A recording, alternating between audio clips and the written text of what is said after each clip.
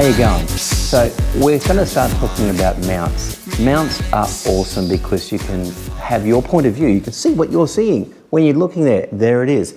Now, mounts are brilliant. There's been heaps of different mounts out on the market. The two that I use most of the time is this one, which is the chin mount. You've probably seen the chin mount around on the internet, I would say. And I have just bought this one, which is the Moto-Rads. Now you see this is flexible this way, but not this way. So the whole idea of that is you can mold it exactly to your helmet. What I want to point out is look at the surface area difference here between this mount, which is the Moto, M-O-T-O-R-A-D-D-S,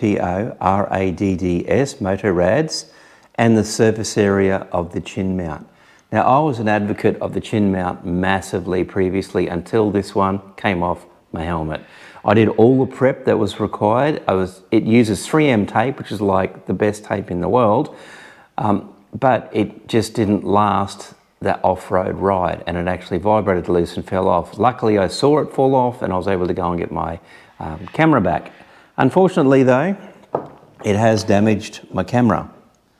You can see here that there is a scratch at the top and over on the side. That's life. That's you know, the risks that we take, especially with GoPros. I mean, they're small, they're mounted on things, they fall off. That happens.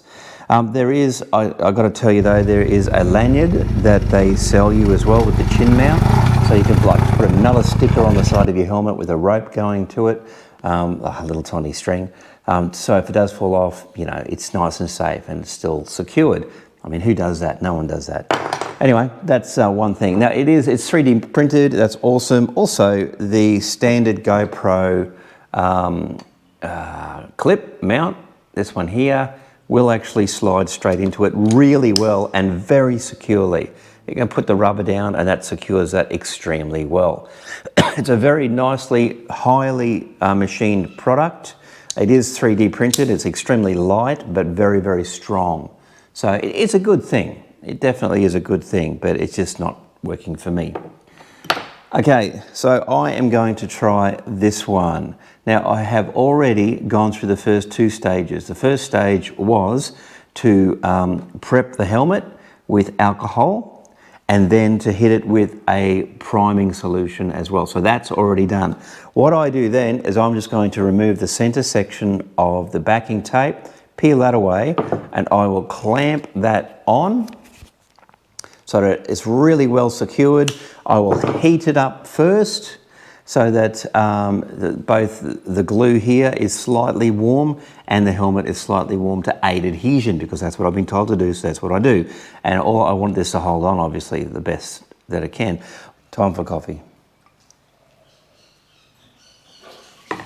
So here you go. Here is the mount mounted onto the helmet. It conforms very well to the helmet itself.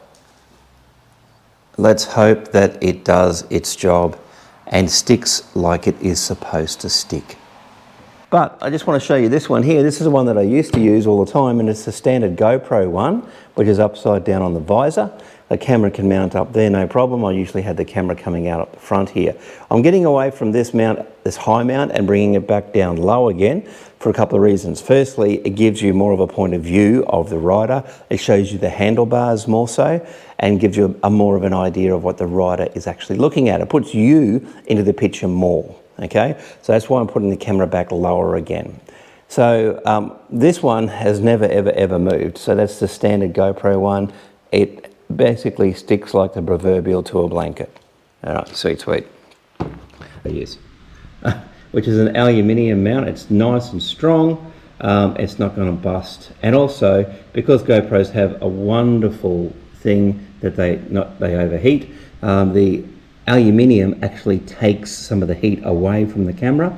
It acts like a heat sink, and it sort of helps to cool that camera. That's what I do. Alrighty. Okay, so upon reflection, it looks like the new mount has the same amount of movement in it as what the chin mount has anyway. Hopefully it's got more sticky to it because it's got a much greater surface area for adhesion, but the movement itself is pretty much the same. In fact, if anything, it probably even moves more.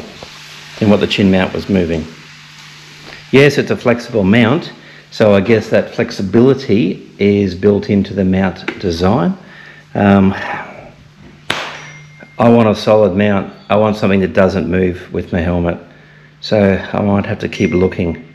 Anyway, I'll give this one a go and see how it ends up in the end. Time for